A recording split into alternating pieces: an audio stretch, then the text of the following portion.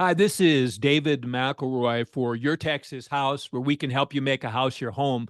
I'm interviewing today a professional in the real estate business, Lyle Gallagher, and Lyall and I go back decades to when I was a young man and owned my first mortgage company and have kept in touch ever since then. What I think you'll find with Lyle is his insights because of his decades of experience into what an appraisal really is. And what we'd like to do today is debunk what people might think it is. Because in the years that I've been in business, I've had people tell me, well, appraisals don't matter because they just make up whatever you want and just give you the report. And I want you to understand from talking with Lyle why that's not true. So, Lyle, you want to give them a little of how you got to where you are in your knowledge base, and then let's compare some of the past markets where rates changed and to what's happening now. So our audience can get a chance to make a decision, buying and selling, whatever they decide to do or not do, but based on factual information. Lyle?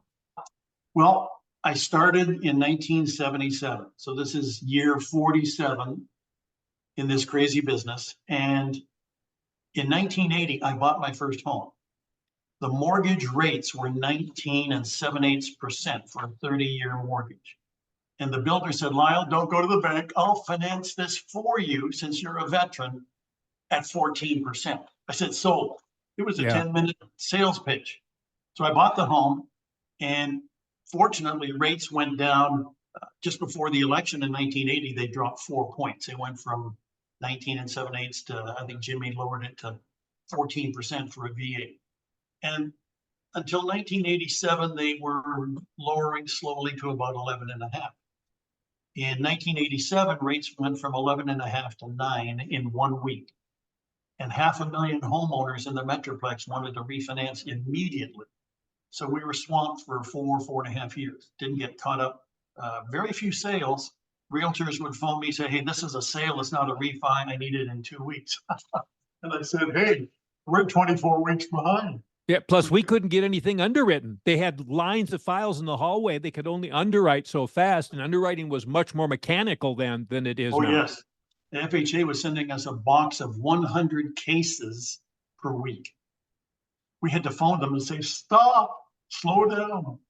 And so today's interest rates, yes, they're not as low as they were a few years ago. I was fortunate to refinance my new home after being in it for 2 years. I got a 2.25 fixed VA refinance. A historic low. Yes. So even my sister said, Lyle, your timing is great. But the good news is that property values are constantly fluctuating. I've seen half a dozen cycles in the last 47 years. And the reason we see these cycles is because the value of the dollar is fluctuating. It's not real estate. For example, 20 years ago, we were getting 1 ounce of gold for every appraisal, $350. And now we're getting about 1/4 of an ounce for every appraisal. And so it's the purchasing power of the dollar that's going down that's affecting supply and demand. A lot of people have low interest rate mortgages right now. They can't afford to get a new home because they're locked in at 3%. They can't take a $300,000 purchase a few years ago at, let's say, 3% and then get rid of it and pay 500,000 at 7%. The payment would double.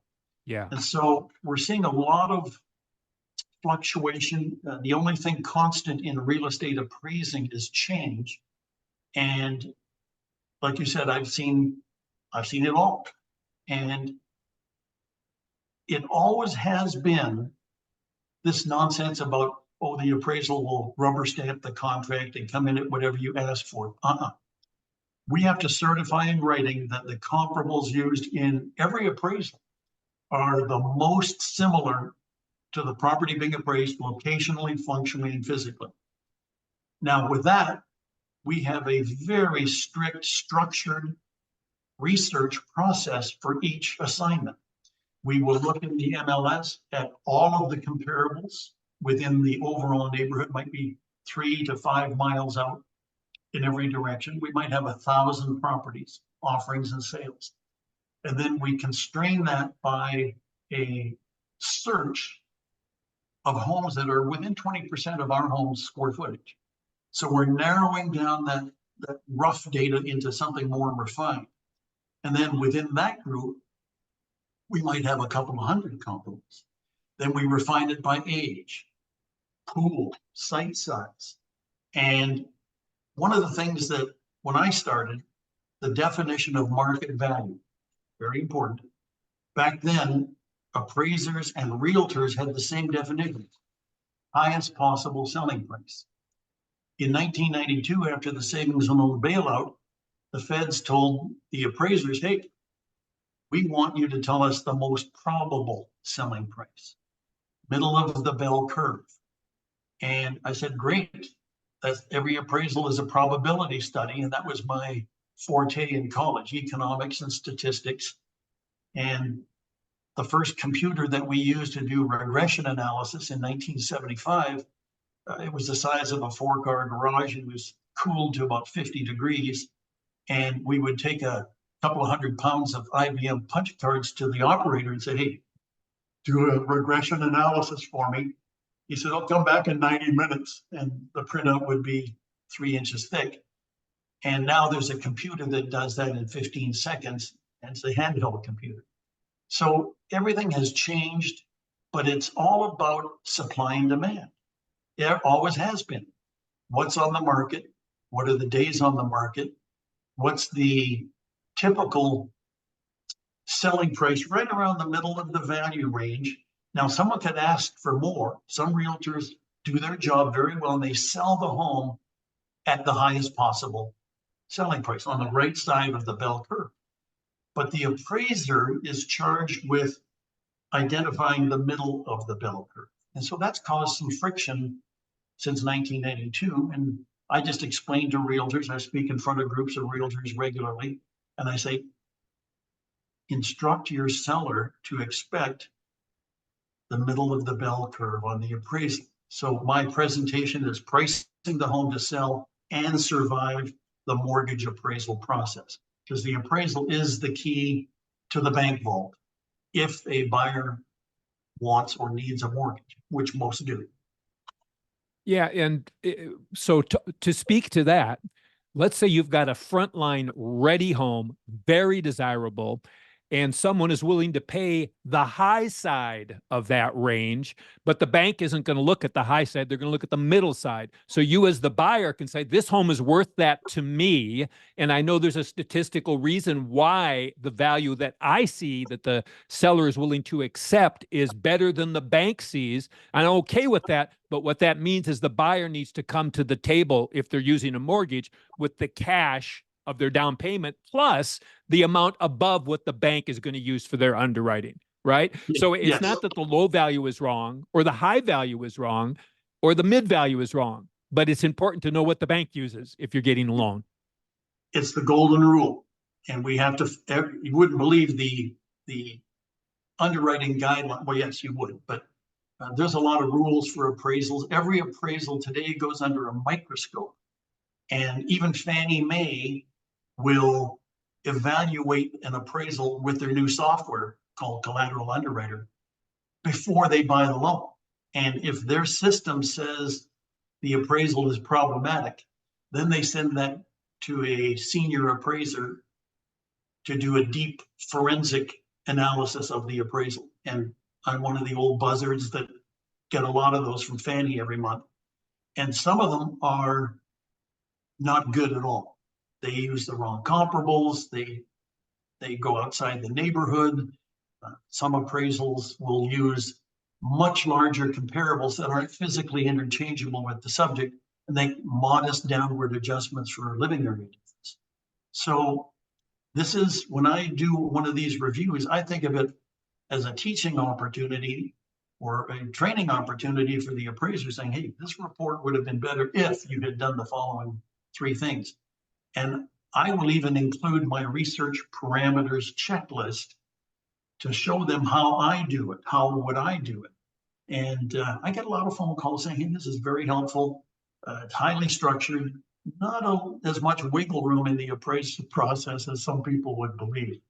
Right. Not when you follow the guidelines. The reason for laws, rules, and regulations, which we do know that people violate laws, rules, and regulations all the time, sometimes accidentally through incompetence, sometimes through nefarious intent. But by and large, there is not a wide interpretation of what the bank accepts, right? Yes. So if you have two appraisers using the same guidelines that are equally skilled, how much of a variation might there be in the value? 1%, 2%? Is You that know, possible? the answer is geographic competency. If you're not familiar with a particular market area, there is a gap between selecting a sale and selecting truly comparable sales. That local knowledge, the subject matter competency, and the geographic competency is critical, because if you aren't familiar with an area, I talked to one realtor the other day, an appraiser got offered the lowest bid to an appraisal management company, got the assignment, and he was driving 200 miles to the Metroplex to do the appraisal. And he asked the realtor for her MLS code because he didn't have our MLS. And so the realtor, being experienced, said, "Hey, you're not from our area. You don't have an MLS. You don't have your own super key MLS code." She says, you don't know that this is a gated development that our property backs to a private lake, do you?" He said, "No." And so she said, "You're not coming into this neighborhood. You're not doing the appraisal." And she said she was going to phone the management company and ask that someone else, it ended up being me. And because of the geographic competency, we have seen some clients phone and say, "Hey, we got an appraisal before we made the loan. Now they spent a fortune remodeling the home, and the new appraisal done by the appraiser in the same town whose office was there is there's no increase in value." So the original appraisal, they're going after the original appraiser for falsely inflating the value, but he was from over 100 miles away, wasn't familiar with this waterfront lake community. And so geographic competency is the difference between looking at a comparable sale and perhaps selecting something that isn't comparable. So that brings up a very worthwhile topic, since almost every consumer is aware of Zestimates. And of course, they're Yes. electronic. But why don't we talk for a moment about what a Zestimate or its ilk is and how it varies from an appraisal? Well, Zillow is pretty good in most states because most states require full disclosure, mandatory disclosure of selling price, sales date when you sell a property in order to get your deed recorded. Texas is a non-disclosure state. And so we don't have mandatory disclosure. The only thing that gets recorded on the tax records is the mortgage balance, the mortgage amount. And I phoned up Zillow and I said, "Look, I just called up 100 properties as part of my research in the MLS. I said, I've got 100 MLS printouts with actual sales prices. And I looked at 100 of your Zillow estimates for these properties. And I said, 97 out of 100 of your selling prices are wrong." She says, "You must be in Texas." I said, "Yes." She says, "Texas is a non-disclosure state, so we don't have the actual selling prices. We don't subscribe to the MLS. So we look at the mortgage that is recorded against the property and we guess as to what the selling price was." So they're guessing what the down payment might have been? They have some sort of, loan to value estimate. But when they're wrong 97% of the time, it's inherently unreliable. It's not helpful. And for a family who wants a home, nobody wants to buy a house. They want to own a home. Yes. And there's a significant difference. But they also want to know that they're making an investment, a prudent investment supported by market data. And if someone looks at Zillow and their information is not accurate, then they may be making a $50,000 mistake. It's not too difficult to do that. And so we've got to be very careful. I even ask realtors, let me go out and measure your home so you know the actual size. Now, the tax office, in my 47 years, the tax office has been correct 30% of the time on square footage. So that And means, is that based on what the builder filed at the time the house was built, of how many square foot there is, or if a permit for a new addition was done and that's all they have? or when the appraisal office sends out a youngster to measure 25 homes in a day, don't spend more than 15 minutes at each home, the potential for error on the tax office square footage is incredible. Now, Because they don't go inside, right? These guys, they measure the outside of the house and then have formulations of what might be stairs, what might be whatever, and then they synthetically come up with a value of square footage. They guess as to the square footage on the second level. They do measure the lower level. But 6 months ago, the standards for measuring homes for appraisers changed. It was voluntary for a couple of years, and now 6 months ago, it's mandatory. It's called ANSI standards. And we have one national standard now instead of 8 or 9 regional standards. And we now get to include the stairs coming down from the second floor. Let me turn this off. Yeah. So turn this one off. I have no idea that was on.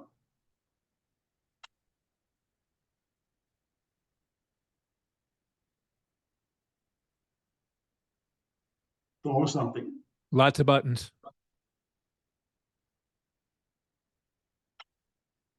Okay.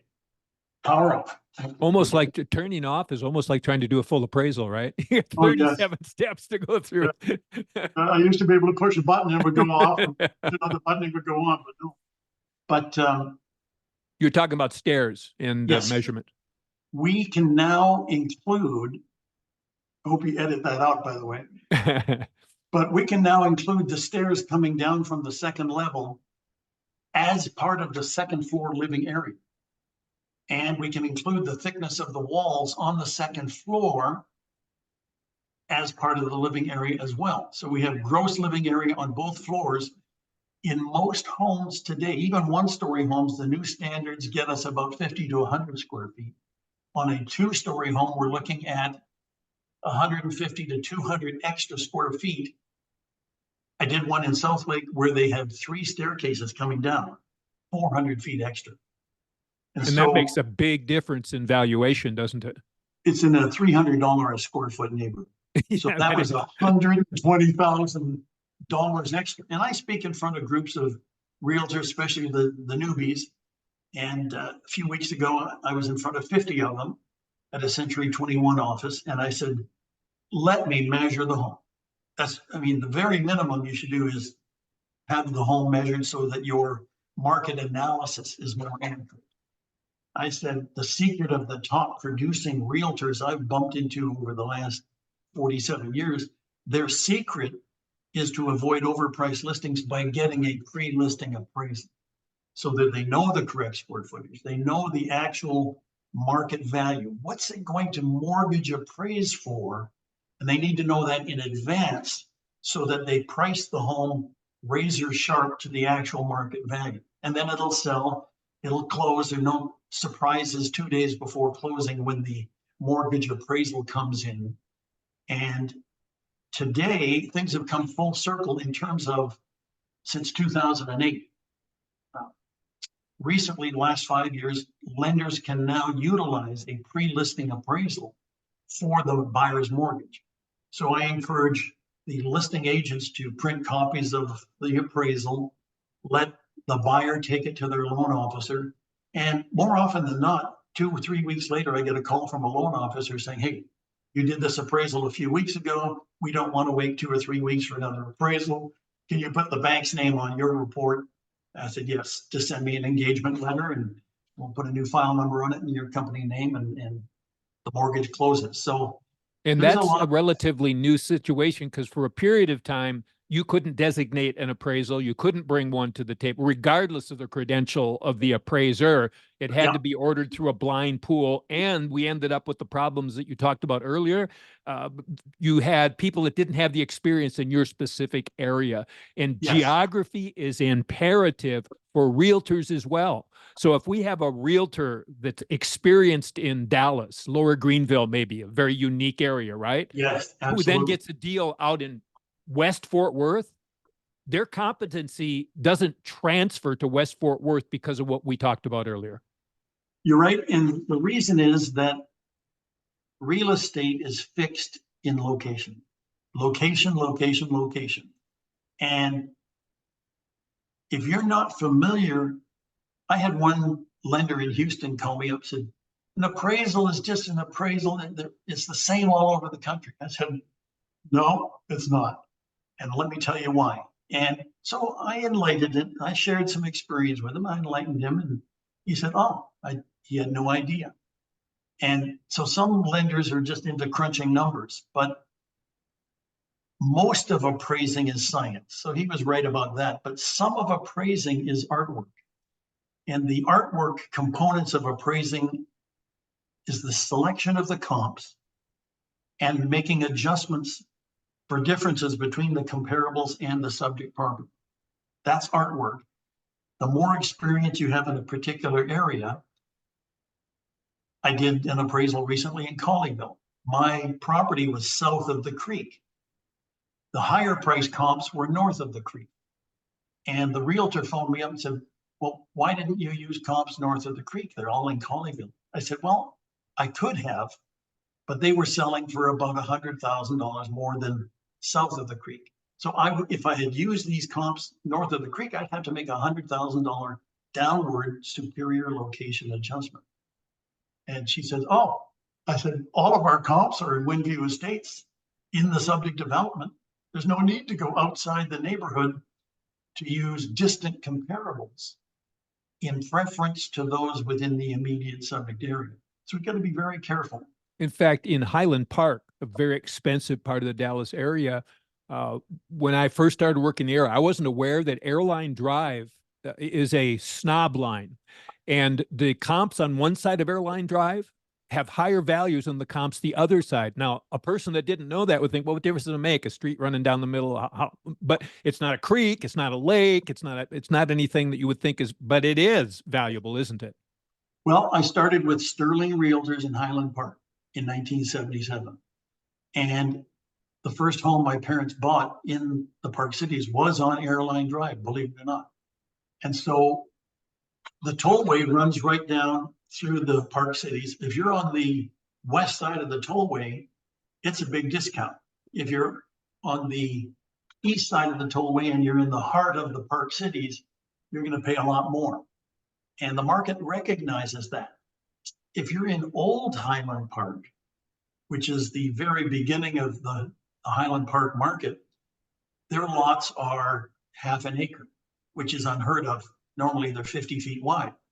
So if you have one of those, you have to stay in that immediate area to get a good comparable, even if you have to go back 24 months, because that's better market evidence than using a 70-foot wide or a 50-foot lot elsewhere in the Park Cities.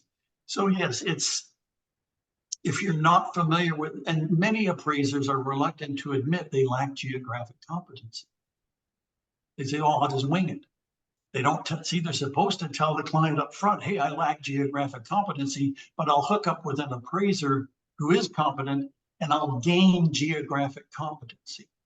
They don't do it. They just want to crank out the appraisal and you know, some of them will bid the lowest offer to a management company, get the assignment, and I end up reviewing it for Fannie Mae. Many of them, the first thing I look at is the appraiser's resume. Where's his office located? Oh, it's in, Denton, Texas, and we're in the Park Cities. Has he ever been there before? And so it is about value. And so much of America's economy is based on real estate that we have to have correct valuations. And we saw what happened in 2008, 2009, when we had problems. So let's talk about supply for a moment, because you mentioned the people with 2 and 3% mortgages on a $300,000 house, that to go up a couple of $100,000 at the difference in interest rates of 7.5, they have to double their payment. And they say, well, I'd like that extra features, but I'm not going to go from paying $2,400 to paying $4,800. I'm not going to do it. Either I can't afford it or I'm just unwilling to do it. So that affects the supply side. In Dallas, right now in this general area, we have so many people moving here that affects supply as well. So let's talk about that for a moment. Well, every year that I've been in the business, June, July, August, and September, we have about 2/3 of the sales close for the entire year in 4 months. So we're about 2 weeks away from the spring summer market. We're going to have a 400% increase in market activity. At the same time, we have a thin supply of real estate on the market because a lot of people are tied into their low interest rate mortgages. The only solution is to bring back 3 or 4% mortgages. I'm hoping that happens, Right. but it probably might be 0.5 point to 1 point interest rate reduction this election year. Jimmy Carter, like I said, he lowered the mortgage rates 4 full points before the election. Didn't help him get reelected. But interest rates dramatically, the higher the rate, the greater the downward pressure on prices, except when we have a supply and demand imbalance. And that's where people bite the bullet and say, hey, I will buy at today's higher price with today's higher interest rate, hoping that I can refinance at 3 or 4% in a year or two when the economy improves. And so a lot of people are building new homes today. We're doing a lot of new construction appraisals where they're getting in at today's labor and materials prices, even at 7% interest, because 2 years from now, the labor and materials might be 50% higher. And so they're buying it now. The banks are telling them refinance in a couple of years when rates come down, and we'll let you know. We'll phone you. And so if we have a shortage of supply, which it's surprising, I was doing a reappraisal after 4 years, and 4 years ago, the research checklist indicated that we had 700 comparables in this one town. And now we have 400. Dramatic drop. Now, we haven't even entered the spring summer market yet. If we have a 400% increase in buyers looking for homes and the supply of homes is constrained because a lot of prospective sellers are not selling, some are. I know one lady who bought a home 20 years ago for $99,000 and now it's selling for $370,000. She paid off the mortgage and she just wants the cash out so she can retire. But when we have a limited supply, the buyer is going to offer whatever. Everybody needs a place to live. And so we're going to see properties listed even at high prices where that price is going to generate multiple offers in a bidding situation. And we saw it in 2022 when people were paying $75,000, $100,000 over list just to get the home. Yes. And we did one recently where they were transferred back to Houston. They wanted to know what they could sell their home for that they bought in 2022. And it was actually less than what they paid because they had to pay $75,000 over list when they bought it. It's painful to understand that, but they needed a place to stay. Frankly, if the supply and demand is such that the prices are going to be excessive combined with excessive interest rates, it may be better to rent a home or an apartment. Because this is an election year, things might look a lot better January 22nd of next year. When I talk to first-time home buyers, and the ones especially that tried to buy at 3% and were outbid. And now they have a chance to buy and have a chance to buy without having to overpay. Maybe the seller will even pay some closing costs. I've also noticed, though, although they might not sell in a weekend, a frontline ready home priced properly still sells in a couple, 3 weeks. Maybe it used to sell in a day, a couple, 3 weeks. And it Yes. sells at mostly at a asking price, assuming that it was fair. So I think maybe for the first time home buyer, rather than looking at front line ready, perfect, everything is ready to go, almost like a new house, they may have a better opportunity to look at properties that were overpriced for condition and have now been 90 or 120 days on the market. And if the seller needs to sell, not just tried to sell if they could get a ridiculous price, but needs to sell, now that seller has come to reality. And if they need to sell, they're going to be willing to lower their price some, pay some closing costs, pay some commission. You know, we have the new world where you can't have the listing claim that they're going to pay a commission to the buyer's agent starting in July. But in reality, sellers only pay anything because they need to sell their house. If they didn't have to pay any points, any appraisals, anything, they wouldn't. They only do that to facilitate a sale. So when we look at that, what would you say to someone that's looking at a property that's been on the market for too long? You and I are going to assume it was overpriced for condition and location, so that they might make a buying decision to get a house they can afford with some features they like, and then hang in there for 5 or 10 years so everything else can pan out. What would you say about that? Well, I like it. My family's been buying and renovating homes for 50 years. Little And, experience. and so some people will buy a home that needs tender living care and take their time fixing it up, optimizing the condition for future marketing purposes. We see a lot of that. And I know some young people. I talked to one young lady. She was a property flipper, and she bought a home for 45 cents on the dollar because of the amount of repairs it needed and the terrible condition. She had to clean it up herself because Mary Maids wouldn't come out and do it because it was in such bad shape. And so I applauded her for getting it for 45 cents on the dollar. And she's going to make a profit. And we do a lot of analysis for investors. They call up and say, what will this home be worth in perfect condition? Move-in ready, retail, totally updated. And I'll say, for example, 400,000.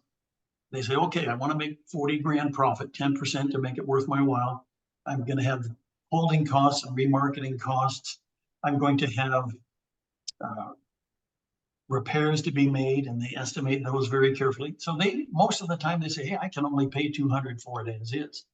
So I recommend to typical families who can only afford a $200,000 home, get into that kind of a property. Yes, it's going to be a little nasty for a little while, but do one room at a time, move in, move to the next room. And most homes only have about 8 or 9 rooms. So eventually, like in a year, you're going to get it beautifully remodeled and then refinance at the higher value to where you can amortize the cost of that remodeling over the next 30 years, stay in the home. And a lot of people are considering that.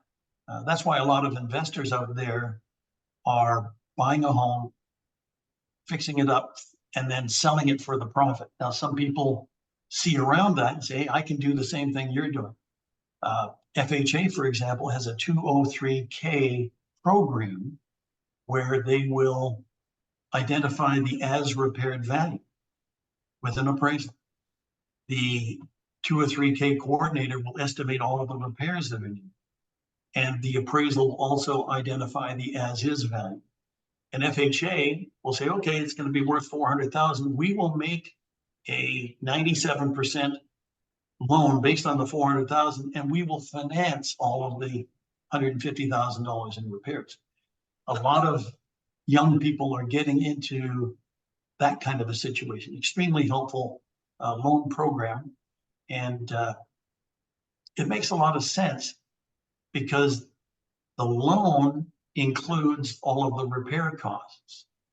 And they're getting the purchase price at about half of the eventual as repaired value. So that's an opportunity, since most families don't want to purchase a rough condition home. They want a good condition home, and they really don't want to go through the effort to fix it up. So there's some options out there still, but even today, we have a very limited supply of homes on the market, really limited. It's So going to be for a even first-time worse. buyer to be able to get a home, whether they want to do the radical 203K rehab, which would require, it's worth it for the right person that understands the work that they'll have to do. They Yes, can't do the work themselves. Contractors will have to do it that have been approved. There's a very that's strict right. strict process for that.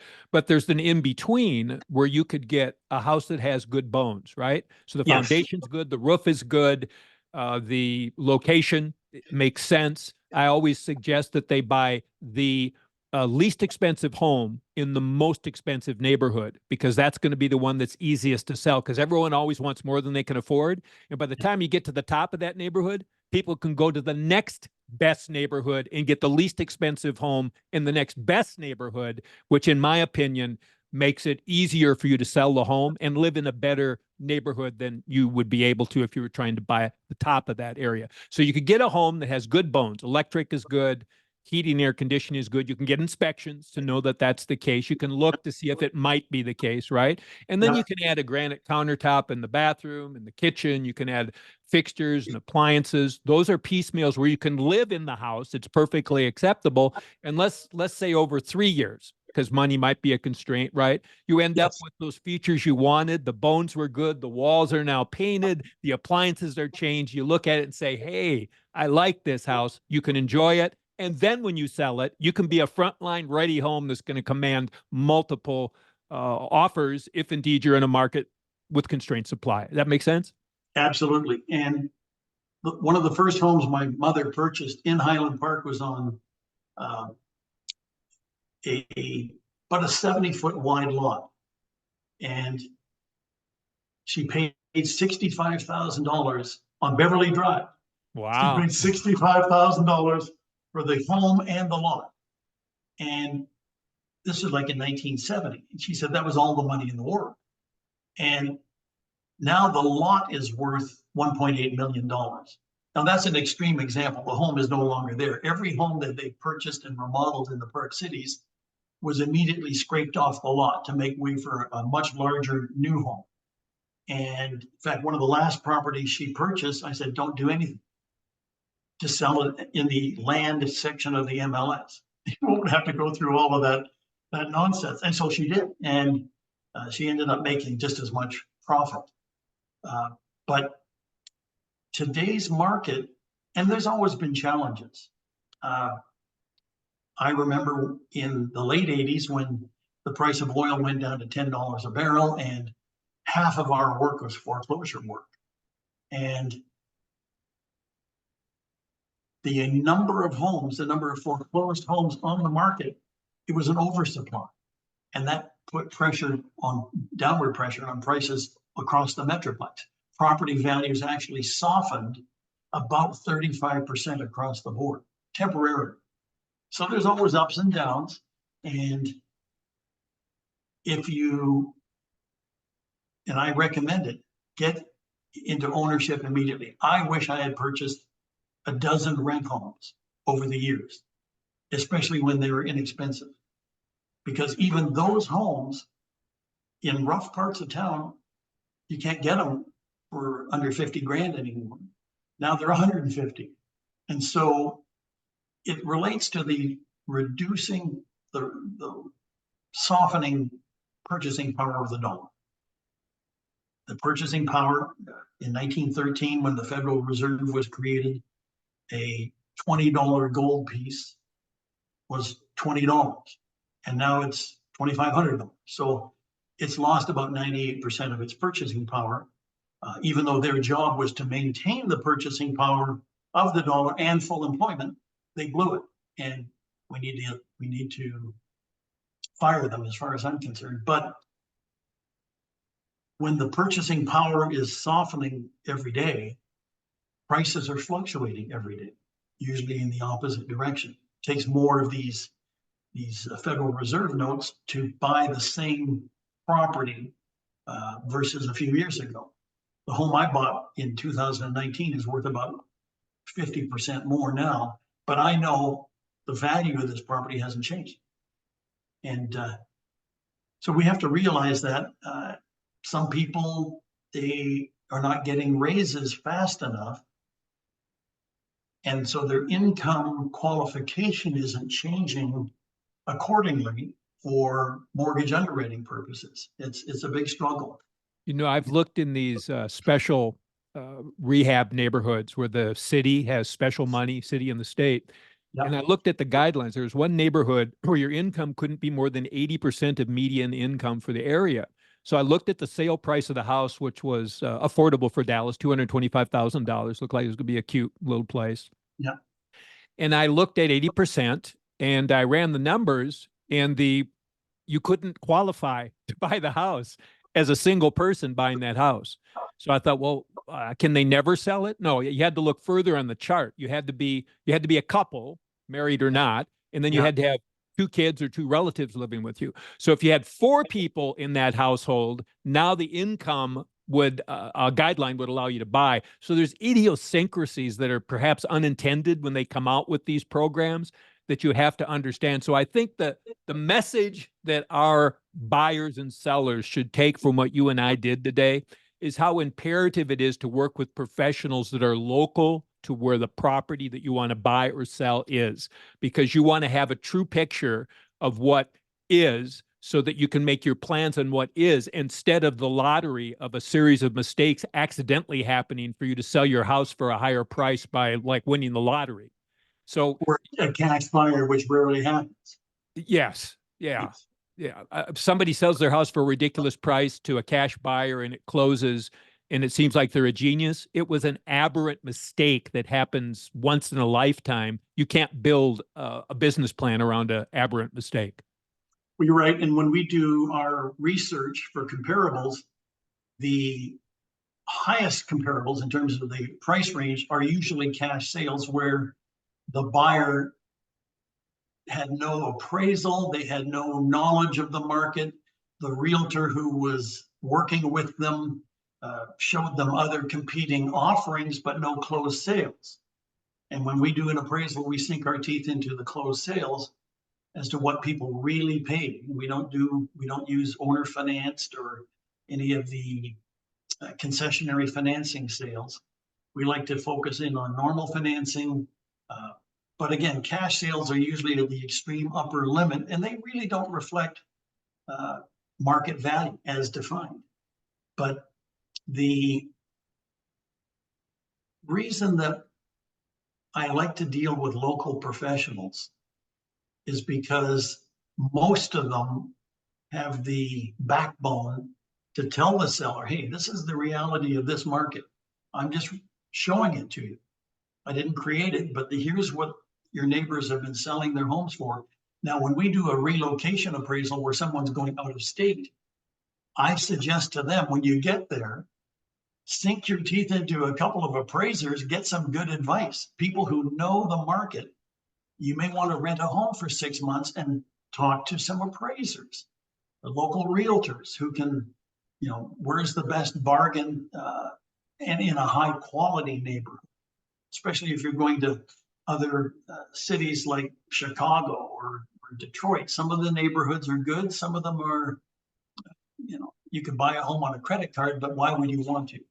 Yeah. And you don't want your family living in a dangerous situation. But here in Texas, we are literally the envy of the nation. People from the West Coast are moving in, and Arizona. I had an office in Scottsdale for 10 years. And one day we had 4 years in a row of 30% value appreciation. We were sitting around the office and they said, what do you think is going to happen next year? And this was 2008. And everyone's saying, well, it might slow down, blah, blah, blah. Within 18 months, property values have dropped 70%. And so that's when we closed the office. Yeah. And Bank of America phoned me and said, hey, we got 250,000 foreclosures. Can you do the appraisals? I said, hey, I might be able to do 1,000 of them a year. You're going to need some other appraisers. And I said, by the way, I'm thinking of closing your office and moving this office to Florida. So we now are setting up a Destin, Florida, a substitute for our Scottsdale office.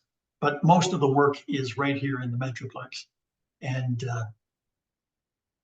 one of the things that if buyers get the proper advice, like yours or an appraiser, an expert in the location they're going to, they can avoid big mistakes. We had one recently where they were transferred from Houston to Dallas, and the builder was almost done with the home. So they signed up with the builder. He says, you want a swimming pool? You got kids? They said, yes. So they put in a $125,000 pool. The kids were in the pool for the first time. They had just closed. Everything was unpacked. They were drinking iced tea on the patio, watching the kids in the pool. The phone rings, and you're being transferred back to Houston. And so I was doing the relocation appraisal. He says, am I going to get anything for the pool? I said, certainly, you're going to get, 15, 20,000. I said, the rest of it is enjoyment. And he says, I haven't enjoyed it that much.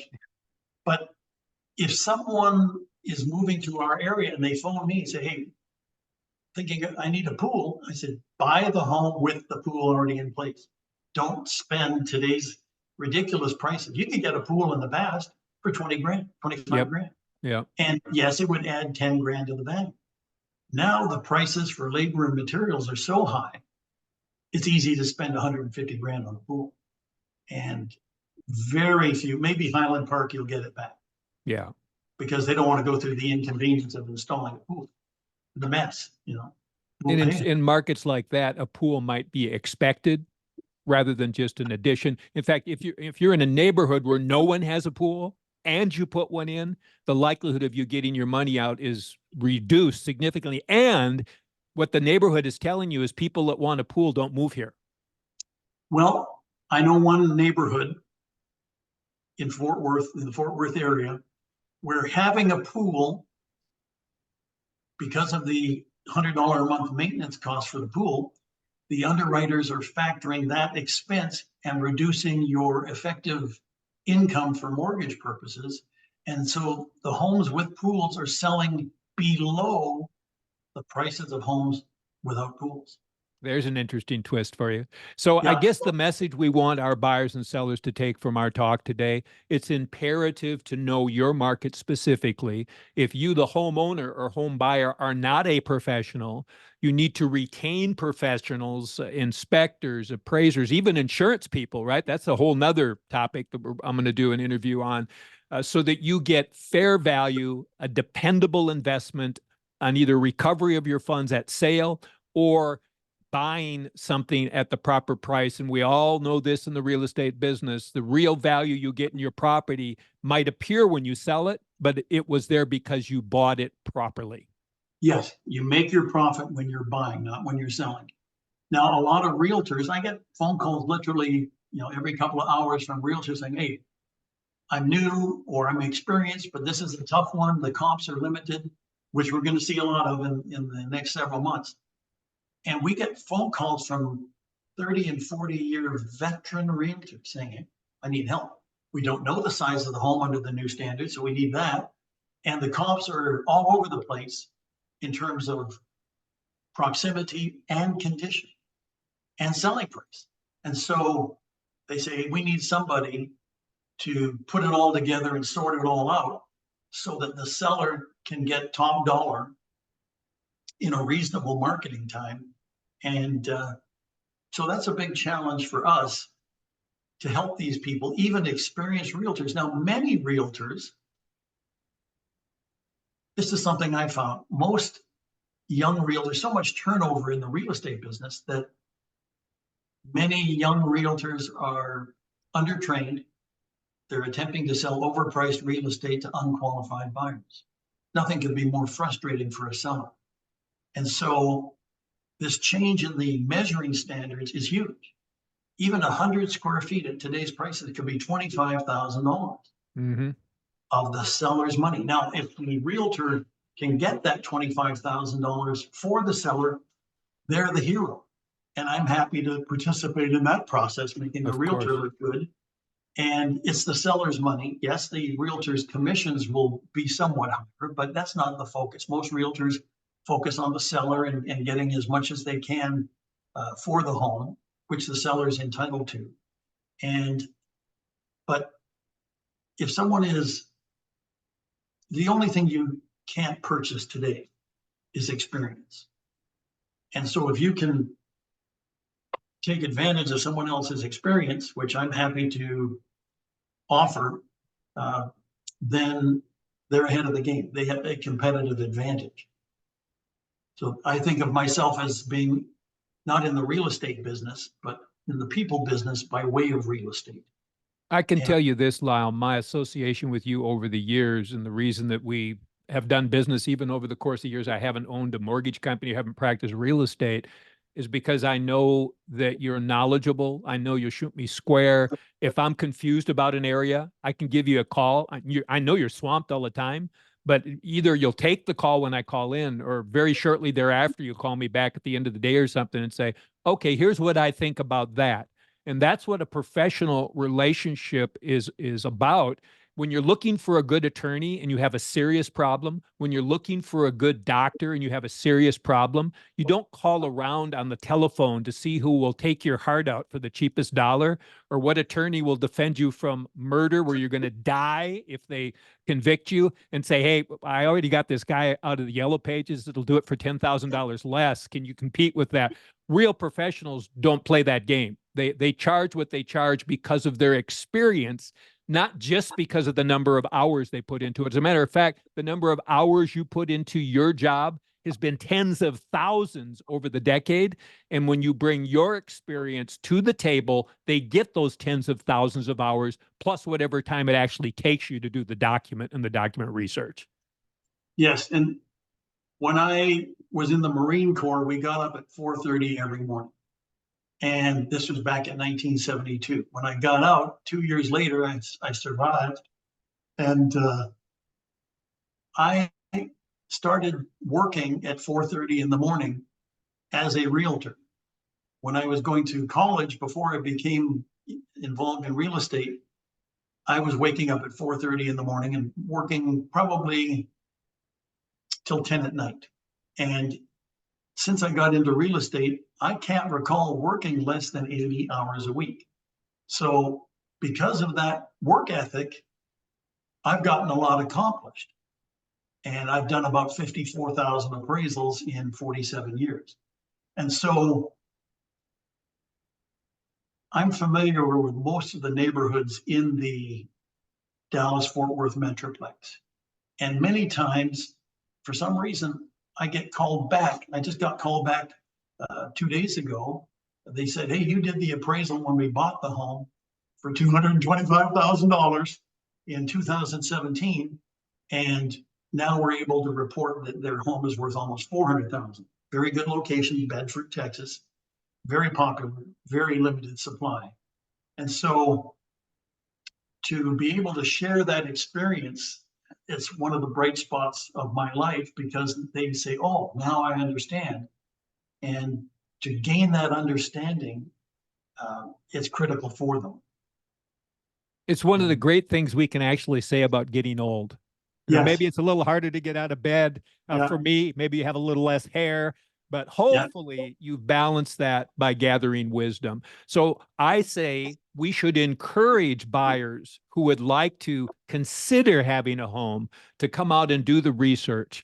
If sellers are considering selling their home and maximizing the value they can get out of it without a surprise, associate with professionals, guide through the process by listening to them, and we can all end up leaving a good impact on other people. I'd like to thank you on behalf of Your Texas House, where we can make a house your home. Lyle, I thank you so much, as always, for so generously giving of your knowledge and your time. I look forward to having you be part of this new platform that we've launched as a guest on our show and our privates that we do, as well as doing work for preparing houses for sale. So one and all, please, when you see this on YouTube, give us a thumbs up. Go ahead and subscribe. Send us an email. Lyle, I'll put your contact information down below, as well as my contact information, and enjoy the process. Yes, it can be big. And if you want to make real estate profitable, you got to invest the time, energy, and capital and have professionals on your team to do it. So for Your Texas House and for Lyle Gallagher, what's the name of your firm, Lyle? Metroplex Appraisal Network. Metro, and you can find, I'll put down below his website so you can order appraisals as well. So thank you so much for your time. I look forward to seeing you in the marketplace, my friend. And as always, have a wonderful day.